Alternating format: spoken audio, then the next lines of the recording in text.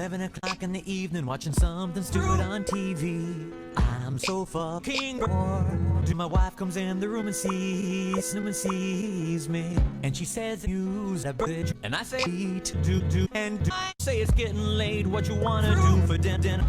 She says, "I kinda had a big clock, so I'm not super male. I don't care if you're hungry, let's eat." I said, "That's a fucking great idea, but first you gotta tell me what it is you're hungry for." And she says, "Let me think, what's left in our refrigerator?" I said, "Well, that went about a week ago." I said, "Is that you finished that yesterday?" I'm locked on a drive-through. It was just Larry, my ride dealer, calling for the third time today. My wife said, "Let it go, let it go." Okay, where were we? Oh, dinner, right. So what do you want to do? She says, "Why don't you wake up in the kitchen?" Yeah, I said, "Why don't you?" And then she says, "Baby, can't we, baby, can't we, baby, can't we, can't we?" I says, "No." She says, "Yes." I says, "No." She says, "Yes." I says, "No." She says, "Yes." Oh, here's your keys. She says, "Just forget about it." I said, "No, I swear I'm gonna take you out." We're going to the drive-thru, get in those car doors right now. Ignition, sideways, seatbelts, sideways. Then we drive to the, heading up to the, we're approaching the, getting close to the, almost there at the, now we're here at the, here in line at the, did I mention the drive-thru?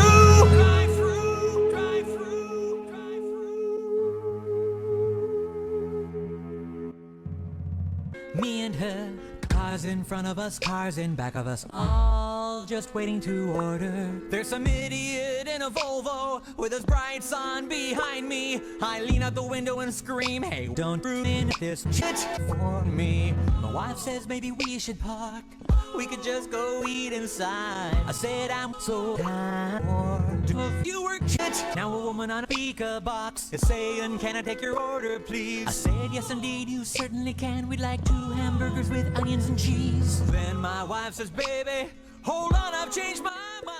I think I'm gonna have a chicken sandwich. I said, "Order." Oh, shit.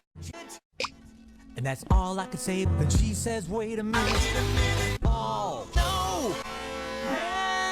And we both were quiet, and things got real intense.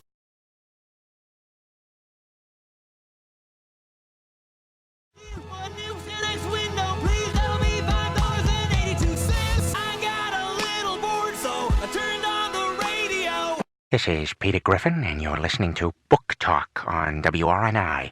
Today we'll be discussing Bret Easton Ellis's popular work Less Than Zero, a tale of privilege, detachment, and youthful alienation. But first, a word from our sponsor, Weston's Golden Soda Biscuits. I'm enjoying one right now.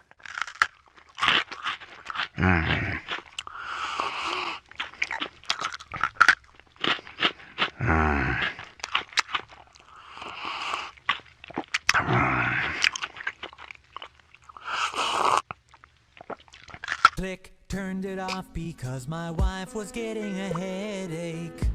So we both just sat there quietly for her headache. Well, then I looked at her, and she looked back at me, and I said, "Yeah." I said, "I'm sweaty, but don't worry, it's probably just the drive-thru. I can't believe there's no wallet."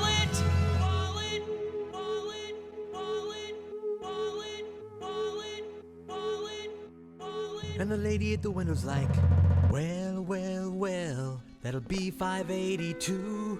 I turn around to my wife and say, "I love this drive-thru." She just rolls her eyes, so she reaches into her purse and busts out the 7 o'clock. Shit, it's gotta be cash only. We don't take street credit here. I took back the card and said, "Gee, really? Well, that sucks."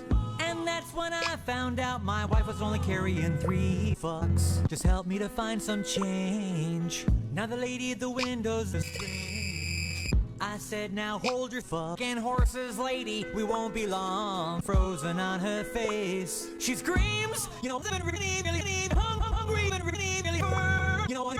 Shrug. Forget the chicken sandwich then. So I pick up my change, pick up my seat. And he says, "I'm sorry." What did you want again? Oh yeah, that's right, ketchup. And then he hands me the ketchup. I'm sorry. What did you want again?